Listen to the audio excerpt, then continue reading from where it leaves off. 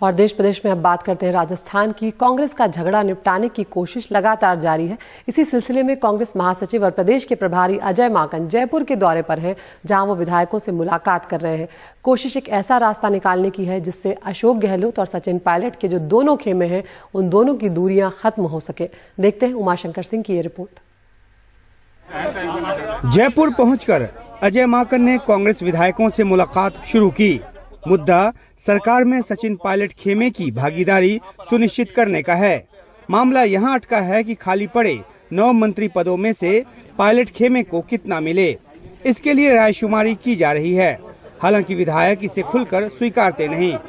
बहुत से इश्यूज पे चर्चा हुई और विस्तार तो करने वाले करेंगे कि हम किस तरीके से आने वाले समय में काम करें ताकि अगले 5 वर्ष में भी कांग्रेस की सरकार बने। ये असल मुद्दा है। तो ये सब कप्तान के काम है और जो हमारे प्रभारी है उनके काम है, आला कमान के काम है। मुख्यमंत्री गहलोत पर काम न करने देने समेत कई आरोप लगाते हुए सचिन पायलट ने अपने खेमे के करीब 20 विधायकों के साथ संगठन और सरकार के पद छोड़ दिए थे। बाद में दोनों में समझौता तो कराया गया, लेकिन पायलट खेमे को सरकार में अपनी हिस्सेदारी का इंतजार है। सूत्र बताते हैं कि गहलोत चाहते हैं कि विधायकों की राय ही फैसले का आधार हो।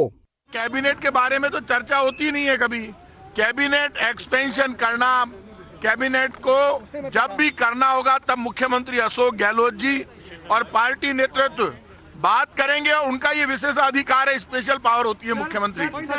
सचिन पायलट या कोई नाराजगी को लेकर कोई बातचीत हुई? ऐसी कोई बातचीत नहीं हुई, क्योंकि ये नाराजगी की बातें तो पहले खत्म हो चुकी है। अगली सरकार बनाने के लिए किस ढंग से काम करना है उस पर सारी डिस्कस हुई।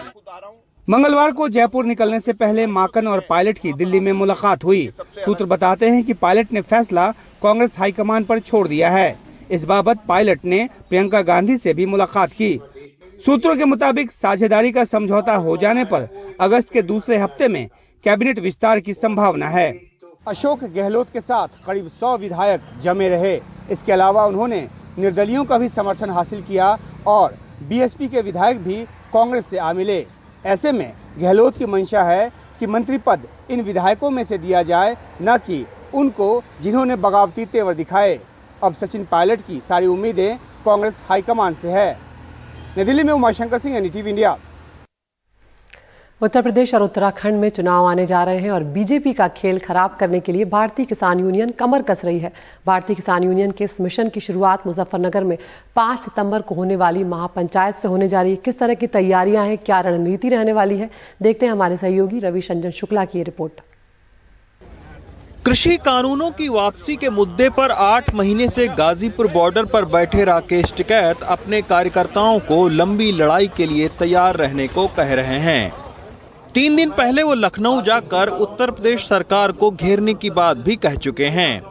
हालांकि बीजेपी के खिलाफ किसी पार्टी को समर्थन देने या खुद सीधे तौर पर चुनाव लड़ने की बात से इनकार कर रहे हैं, लेकिन भारतीय किसान यूनियन की अपनी रणनीति है। राज्य के 18 मंडलों में बड़ी किसान सभाएं होंगी। 5 सितंबर को मुजफ्फरनगर में महापंचायत होगी।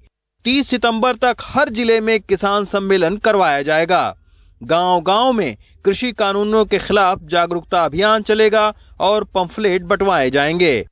बीजेपी के उम्मीदवारों को हराने की अपील की जाएगी, लेकिन किसी भी राजनीतिक पार्टी का समर्थन नहीं किया जाएगा। हालांकि किसान नेता अभी भी अपने पूरे पत्ते नहीं खोल रहे हैं। चुनाव के बारे में सर क्या बातचीत? भाई चुनाव के बारे में होगी नहीं होगी, वो तो 5 तारीख, उसके भी 40 दिन है अभी, उस मीटिंग के भी 40 दिन बाद में बताएंगे क्या क्या इशू हो सकते हैं। पश्चिमी उत्तर प्रदेश ही नहीं, उत्तराखंड के तराई इलाकों में रहने वाले सिख किसान भी करीब 14 विधानसभा सीटों पर असर रखते हैं। किसान यूनियन यहाँ भी बीजेपी के खिलाफ माहौल बनाने की कोशिश कर रही है।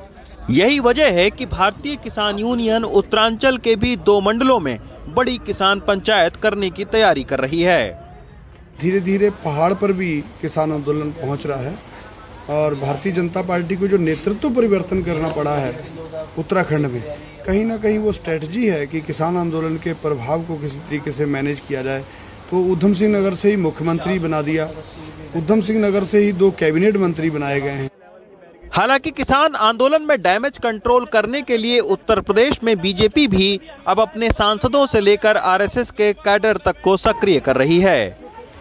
दिल्ली की इस बारिश ने भले ही गाजीपुर बॉर्डर पर चल रहे किसान आंदोलन के तंबुओं को भारी नुकसान पहुंचाया हो, लेकिन आगामी उत्तर प्रदेश और उत्तरांचल के चुनाव में बीजेपी के खिलाफ राकेश टिकैत झंडा बुलंद करना चाहते हैं।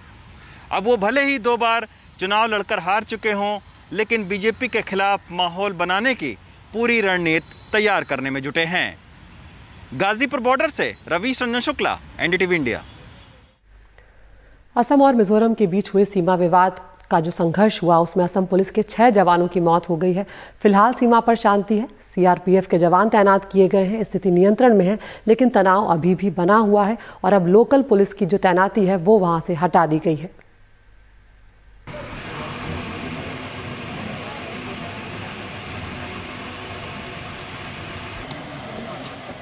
मिजोरम असम सीमा पर दोबारा कोई झड़प तो नहीं हुई, लेकिन तनाव में कमी नहीं आई है। सीआरपीएफ के जवान सीमा पर तटस्थ बल के तौर पर तैनात हैं। जिले में भावनाएं चरम पर है और हालात तनावपूर्ण हैं, लेकिन हमारी नजर है और वो काबू में है।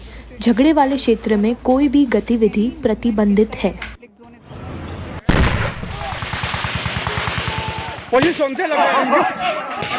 सोमवार को दोनों तरफ की पुलिस ने एक दूसरे पर गोलियां चलाई थीं, जिसमें असम के 5 पुलिसकर्मियों की जान गई। सोमवार के हिंसा के बाद अब असम मिजोरम बॉर्डर में शांति है और शांति की बहाली के लिए सेंट्रल फोर्सेस सीआरपीएफ मौजूद है। हम इस वक्त है कुलीछड़ा में, जो कि असम के कछार जिले में पड़ता है, और यहाँ पे देखिए ये एक स्टॉप बोर्ड लगाया गया है, इसके आगे कोई नहीं जा सकता है। ये ऐसे बहुत सारे जगह हैं असम मिजोरम सीमांत में जो सीमा का मुद्दा है, बॉर्डर का मुद्दा है, ये पिछले कई सालों से, कई दशकों से चलता आया है, कोई रेजोल्यूशन नहीं हो पाया है। और जहाँ पे भी कॉन्फ्लिक्ट हुई है अब सीआरपीएफ सेंट्रल फोर्सेस है और वहाँ पे जो नॉर्मल मूवमेंट है इसको रोक दिया गया है। इस तरह की बैरिकेडिंग की गई है ताकि लोग एक दूसरे के सामने नहीं आ पाए, इससे कॉन्फ्लिक्ट ना हो। बुधवार को दिल्ली में केंद्रीय गृह सचिव ने असम और मिजोरम के आला अफसरों और पुलिस अधिकारियों के साथ बैठकें करके सीमा के विवाद का हल खोजने की कोशिश की। अब जबकि केंद्र तनाव को कम करने के लिए कुछ हरकत में आया है, तो बीजेपी को इस मामले पर विपक्ष घेरने लगा है।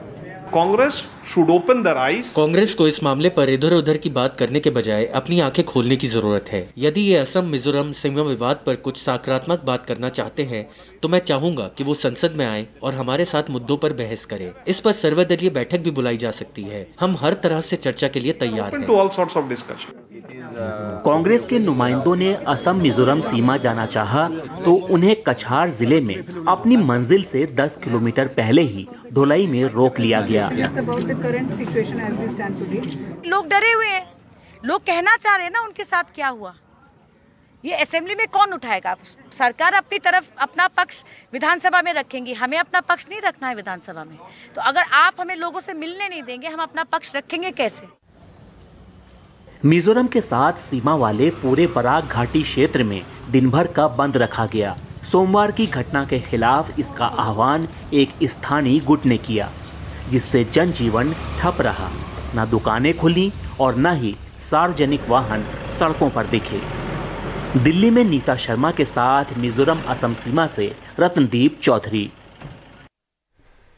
जम्मू कश्मीर के किश्तवाड़ में बादल फटने से भारी तबाही हुई है। हादसे में 7 लोगों ने अपनी जान गंवा दी और करीब 40 लोग अभी भी लापता बताए जा रहे हैं। दिक्कत ये भी है कि अधिकारियों का ये कहना है कि खराब मौसम के चलते राहत का जो काम वहां पर किया जा रहा है उसमें काफी बाधा आ रही है। हमारे सहयोगी नजीर मसूदी की रिपोर्ट आपको दिखाते हैं। रात में बादल फटने से किश्तवाड़ जिले के होंजर गांव में आफत टूट पड़ी। कई घंटों की मशक्कत के बाद बचाव कर्मी दूर दराज के इस गांव पहुंच पाए। 7 लोगों की मौत हो चुकी है, 17 जख्मी हैं और कम से कम 20 लोग लापता हैं। अधिकारियों का कहना है कि राहत के काम में खराब मौसम की वजह से भी परेशानी हो रही है। एसडीआरएफ, पुलिस और सेना मौके पर हैं। खराब मौसम के बावजूद घायलों को अस्पताल पहुंचा दिया गया है। जैसे ही बादल फटने के बारे में पता लगा, किश्तवाड़ से एक एसडीआरएफ टीम रवाना कर दी गई। इसके अलावा डोडा और उधमपुर से भी टीमें भेजी गई हैं। पुलिस का कहना है कि घायलों को अस्पताल पहुंचा दिया गया है, जिनमें से 5 लोगों की हालत बहुत नाजुक है। बादल फटने से आई बाढ़ और भारी बारिश इलाके के कई मकान बहा ले गई। अब सबसे बड़ी चुनौती लापता लोगों की तलाश और पीड़ित लोगों तक राहत पहुंचाना है। प्रधानमंत्री और गृह मंत्री ने पूरी मदद का आश्वासन दिया है। उधर मौसम विभाग ने जम्मू कश्मीर में बारिश और बाढ़ की चेतावनी दी है। श्रीनगर से नजीर मसूदी की रिपोर्ट, एनडीटीवी इंडिया। किश्तवाड़ के अलावा जम्मू कश्मीर में अमरनाथ गुफा के पास भी बादल फटा। हादसे में गुफा के आसपास काफी नुकसान पहुंचने की आशंका जो है वो जताई गई है। हालांकि अभी तक किसी के हताहत होने की खबर सामने नहीं आई है। बादल फटने के समय गुफा में कोई यात्री मौजूद नहीं था। एसडीआरएफ की 2 टीमें पहले से ही वहां पर मौजूद थी। एक और टीम गांदरबल से वहां पर भेजी गई है जो राहत और बचाव का काम कर रही है। लेकिन तस्वीरें देखकर आप अंदाज़ा लगा सकते हैं कि जिस वक्त बादल फटा वहाँ उस वक्त आसपास क्या स्थिति रही होगी, क्योंकि तुरंत उसके बाद फ्लैश फ्लड आ जाता है।